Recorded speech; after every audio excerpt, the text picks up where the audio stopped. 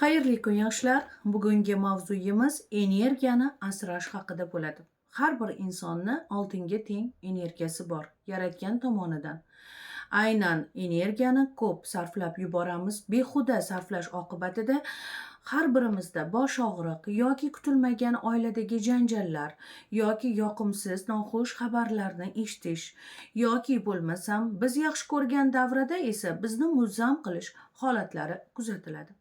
Aynan bugungi mavzuyimiz esa energiyani qanday qilib asrash haqida bo'ladi. Bu juda ham qiziq.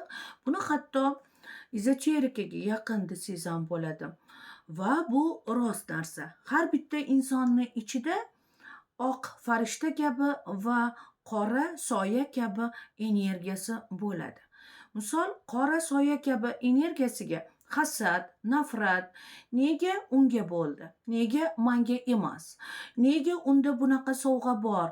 Nega unda bunaqa bor? Nega unda bunaqa uy bor? Mani nimam yomon? Mani ko'rinishim yomonmi yoki men arzimaymanmi degan qora soya tomoni bo'ladi. Aynan ko'pchilik bir-biri bilan savol-javob qilayotganda, mehmonga borayotganda o'sha qora soya tomon, ya'ni qora soya energiyasini uyg'otib yuborishadi. O'shani uyg'otib yubormaslik haqida bugun shu haqida gaplashamiz. Misol uchun siz ertalab uydan chiqayotganingizda Misol uchun, uydan chiqyapsiz, ertalab ishga qarab ketyapsiz yoki biron bir safarga. Xo'sh, siz ertalab uyg'onganingizda tishingizni yuvib, ertalab zavtrak qilyapsizmi yoki yo'q, bu sizni xohishingiz va eshikni ochib ko'chaga otlanayapsiz yoki darvozadan tashqariga chiqishga harakatlanganingizda shuni unutmangki, sizning energiya zaxirangiz 1 kiloli oltinga teng energiyangiz bor. Ya'ni bu energiya bor. Agar uni kecha oila a'zolaringiz yoki do'stlaringizga sarflab yubormagan bo'lsangiz, keragidan ortiq bor. Sizda bugungi yangi kun, yangi rizq, yangi energiyangiz bor. Ammo siz ko'chadan o'tib ketayotganingizda qo'shningizni ko'rib qolasiz. Yoki biron bir tanishni yoki liftga chiqayotganingizda qo'shningiz yo dugonangiz yoki kimnidir ko'rib qolasiz. U albatta so'raydi. Assalomu alaykum, yaxshimisiz? Ishlaringiz yaxshimi? deydi. Siz yaxshi demasdan har xil bo'lyapti. O'sha deb o'tib ketishingiz kerak. Ya'ni siz shunda unga energiyani bermadingiz. Agar siz juda ham yaxshi deb agar javob bersangiz, bu ham uning qora soya energiya tomonidan sizni bir muncha energiyangizni o'g'irlanishiga sabab bo'ladi. Keyingi holat esa, misol uchun, sizga ko'pchilik ko'chada so'raydi: "Nechinchi yilsan? Qachon tug'ilgansiz? Nechinchi yilsan?" Va yil haqida umuman mutlaqo gapirishni kamina yoqtirmaydi. Chunki yil hech narsani hal qilmaydi. Ya'ni sizga savol beruvchi u buxgalter emas, u matematik emas, u hatto numerolog emas, ammo u qiziqib so'raydi. Nega so'raydi bilasizlarmi? Uning urovini bilan sizning uroviningizni bilish uchun, u o'zi uchun so'radi. Ya'ni yoshingizni so'rasa, yoshingizni gapira ko'rmang. 40 yoshmisiz, 50 yoshmi yoki aynan o'sha yilni gapira ko'rmang. Chunki siz gapirganingizda, har gal gapirganingizda sizni nechidir yoshingizda nimadan kasal bo'lishingiz va nimadan betob bo'lishingiz yoki qanday yomon xabarlarga guvohi bo'lishingiz taqdiringizda yozilgan bo'lishi mumkin. Ammo siz qayta agar shu narsani gapirsangiz, misol uchun siz ijobiy karma yig'dingiz, xayr ehson qildingiz, kimlargadir yaxshilik qildingiz, bu narsani ustini yopib yubordingiz deylik. Ya'ni uxlatildi, muzlatildi. Sizga keladigan, ya'ni salbiy karma muzlatildi. Ammo sizga savol beruvchiga siz yilingizni aytdingiz. Misol uchun palonchi 50 yoshdaman yoki bo'lmasam mana shu palonchi yilda tug'ilganman dedi. O'sha paytda sizni ongingizda, funksiyangizda bo'ladigan voqealar rivoji, uxlatilgan salbiy karma ham uyg'onib ketishi mumkin. Va shu bilan barobarida u odam sizni yilingiz bilan hech narsa qilmaydi. Yilingiz, ya'ni sirazi javob beringlar, yilimni nima qilasiz? Boqib olasizmi? Bola chaqam bilan boqib olasizmi? Yilimni nima qilasiz? Uylanmoqchimisiz? Yilimni nima qilasiz? Shundoq ham yilimni doktorlar biladi. shundoq ham kompyuter biladi, shundoq ham banklarga borib to'lov qilayotganimda yilimni bilishadi, shundoq ham telefonda sim karta olayotganimda yilimni bilishadi. Bo'ldi, bittada o'sha suhbatni yoping, kerak emas. Yoki bo'lmasam ularni xafa qilgisi kelmasa, ular yoshi ulug' insonlar bo'lsa, unda ayting, siz nima deb o'ylaysiz, nechi berasiz? Mabodo u katta berishi mumkin, yosh berishi mumkin. Ha, shunaqa deng va sirazi uni chalg'iting. Ya'ni, voy yuzingizga nimadir tegib qolibdi yoki voy ko'ylagingiz juda ham yarashibdi. Ya'ni siz mavzuni tezlikda, ya'ni unga energiyangizni, o'zingiz haqingizdagi informatsiyani bermaslikka harakat qiling. Bu sizni energiyangizni chidaydi. Ya'ni ushlab turadi, energiyangizni asraydi. Undan keyingisi misol shunaqa holatlar bo'ladi. Qaynona kelinlar o'rtasida. Qaynona doim kelinini mehmonlar oldida izza qilishni yaxshi ko'radi. Hammasi emas, ba'zi birlari. Aynan ularga tavsiya qilgan bo'lardik. Ular kumushtosh kabi bo'lishi kerak. Men kumushtoshman deb o'ziga qaytarish kerak. Xohlasa, qaytarmasa ham to'g'ri javob berishni o'rganish kerak. Ya'ni ular o'ta yaxshi bo'lishga harakat qilsa, ular doim bu gapni eshitaveradi. Chunki qaynona misol aytadi: "Voy, esingizdami, mana bunaqa ovqat qiluvdingiz, tuzini tuzi pastroq edi. Lekin tuzni to'g'irlab, o'zim to'g'irlaganman mehmonlarni" desa, mabodo yoki har gal aytversa, har gal mehmonlarning ichida sizni izza qilaversa, siz unga to'g'ri ma'noda tosh kabi javob berishingiz kerak. Ha, rostdan shunaqa bo'lgan bo'lib turadi hayotda. Bo'ldi. Va bironta ham reaksiya ko'rsatmasligingiz kerak.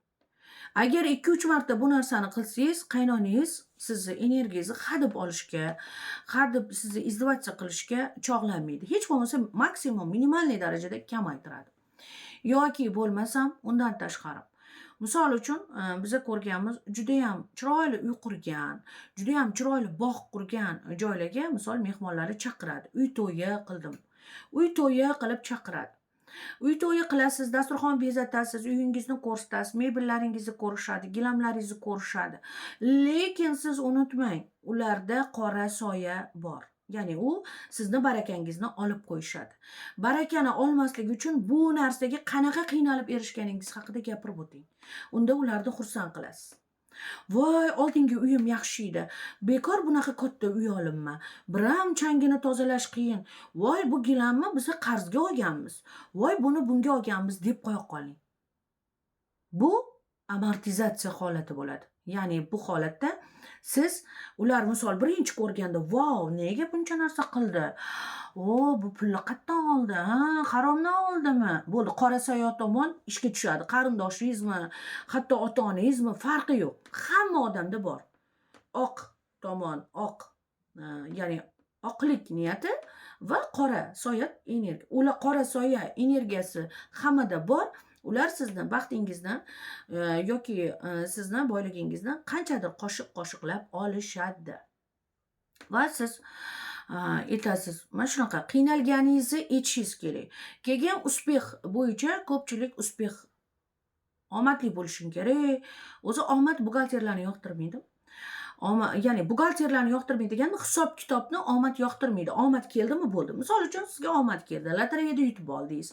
Misol uchun sizga omad keldi, siz avtoulov oldingiz yoki kimdir sovg'a qildi. Lekin siz bu sovg'ani ko'rsatishdan oldin siz qanchalik uyqusiz tunlar va mehnatlar qilganingiz haqida gapirib o'tishingiz kerak.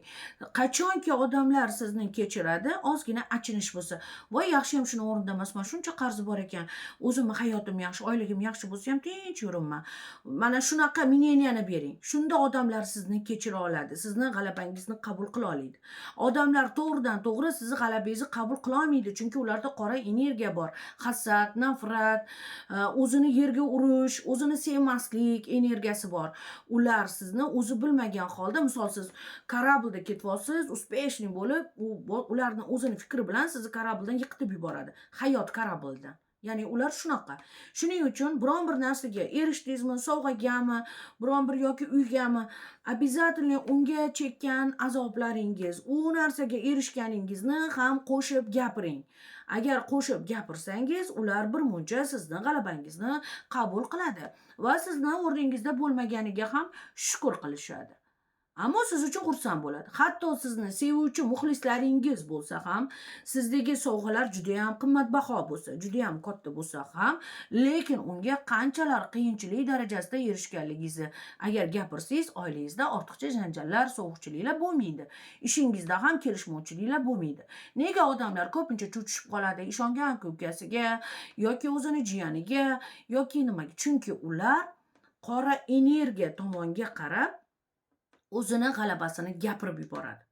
Qora energiya esa baribir oqqa, masalan, hozir mana shu oq koftaga bitta dog' tegsa, hozir shu ko'rinadi. Ya'ni oqlikni xohlab, yaxshilardan bo'lib xohlaganingiz bilan qora energiya, qora soya energiyasi har bitta odamda bor. Voy, nega menda bunaqa narsa bo'lmadi? Nega unda? Mani nimam kam? Men ham undan ko'p ishlayman-ku. Men unga nisbatan juda chiroyliman-ku. Nega unga bunaqa Men unga nisbatan har doim odamlar o'zini, ya'ni ularga siz g'alabangizni ko'rsatayotganingizda, xuddi siz ularga oyna ko'rsatyapsiz-da, u oynaga ular qarab o'zini yomon ko'rishni boshlaydi. Har bitta sovg'aga yoki turmushga chiqdingizmi, har bitta joyda minusini ko'rsatib, mana shu narsaga qiyinchilik bilan erishdim, bu narsaga kredit bilan erishdim, bu narsaga shu bilan erishdim desangiz, o'sha odamlar sizni g'alabangizni qabul qiladi. Sizni shu o'zidan o'zi ko'rsatayotgan achka $500 yoki men bunaqa zo'r erga tegdim, erli to'kis bo'ldim, bu odamlar qabul qilmaydi, buni g'alaba deb bilmaydi. Odamlarda chunki qora soya energiyasi bor. Odamlar o'sha oilangizga ko'z tekkizadi, yo farzand bo'lish qiyin bo'lib qoladi sizda, yoki kelishmovchilik bo'lib qolishi mumkin, yoki oilangizda sovuqchilik tushishi mumkin. Bekordan bekor odamlarning uyida janjallar bo'ladimi? Chunki hammasi har xil fikrlar va hammasida qora soya energiyasi bor. Shuning uchun gapirayotganda, biron bir yutuqni ham gapirayotganda yoki plan rejangizni oldindan e'lon qilmang. Oldindan e'lon qilsangiz, sizni o'sha planingizda o'g'irlab olishadi, o'zlariniki qilib olishadi. Yoki siz kimnidir sevib qoldingiz yoki yaxshi ko'rganingiz bor. Bu haqida ham siz aytasiz, sevilmaganlarda qora soya energiyasi bor. Ular ham o'zlari bilmagan holda mental olam ta'siri bilan sizni sevgingizni olib qo'yishi mumkin. Bu achinarli holat. Bular barchasi tajribamizdan o'tgan. Xursand bo'lib yutug'imizni ko'rsatganmiz, o'sha kuni uyda katta janjal ko'rganmiz. Ya'ni mehmonlar kelishgan va ularda qora soya energiyasi ishga chiqib ketgan. Bir og'iz aytsak bo'lardi-ku, bunga qiynalib oldik, bunga pul qo'shib oldik deb aytsak bo'lardi-ku. Mana yildan yil insonni aqli kirarkan va hamma gapni ham gapiraverish kerak emas ekan. Katta odamlar baribir aqlli bo'lishar ekan. Shuning uchun bu mavzuyimiz bu har bitta insonda oq energiya bor. Insonni g'alabasini, baxtini ko'rishga va inson uchun rostakam baxtlidir, rostdan yaxshi ko'radi. Va bir qatorda tenglikda qora soya energiyasi bor. Agar sizda bor narsa unda yo'q bo'lsa, unda qora soya energiya ishga tushadi. U ham energiya. U ham, ya'ni ko'z, nazar va sizni ishingizdan orqaga ketishi, xotiningiz bilan urushib qolishingiz, xotiningiz sizdan sovib ketishi, bu barchasi mehribon qarindosh urug'laringiz tufayli bo'ladi. Chunki hammasida shunaqa energiyalar bor. Siz o'sha qora soya energiyasini ishlatib yubormaslik darajasini, ya'ni amortizatsiya yoki ya'ni kumush tosh kabi texnikalar va sifralar haqida gapirmang. Ular matematik emas, ular numerolog emas, nimaga yeringizni aytishingiz kerak? O'zini hayoti zerikarli bo'lgan odam shunaqa savol beradi deb o'ylayman. Negadir? Va o'zingizning energiyangizni, o'sha 1 kilolik oltinga teng energiyangizni har kunga beriladigan 1 kilolik 1000 gram bo'ladimi? 1 kilolik energiyani asrash kerak. Yaxshilar. Hozir qisqacha qilib tushuntirdik. Hali bu haqida ko'p gapiramiz. Biz o'zimizni, ya'ni o'zimizni tilimiz bilan, og'zimiz bilan o'zimizni baxtimizga chang soluvchi odamlarmiz. Biz o'sha boshqa odam hammani o'zimizdek o'ylaymiz. Bu bizning xatoyimiz. Keyin og'iz bu darvoza bo'ladi. Darvozani hammaga ham ochib urmaslik kerak. Manyovrlar qo'llash kerak.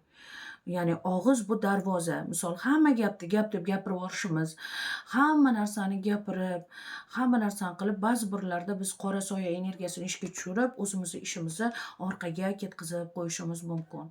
Undan tashqari har bitta odamda kamida 3 tadan vampir dugonasi, qo'shnisi yoki qarindoshi yoki jiyani bo'ladi. Vampirlar ham doim sizdan nimadir olgisi keladi. Misol vampirlarning belgisi. Voy, o'rtoqjon, juda semirib ketibsan, ering yana boshqa topolmassin, ozishing kerak. Siz javob qaytaring, u sizdan bu energiyani olmasin. Zato yoqimliman, appetitniman. Quchoqlasa quchoqlagudek. Erimga aynan do'mboqlar, ko'hlikkina do'mboqlar yoqadi. Ossang sani tashlab ketaman degan deb qo'ying. Ya'ni uni o'sha energiyangizni olishiga ruxsat bermang.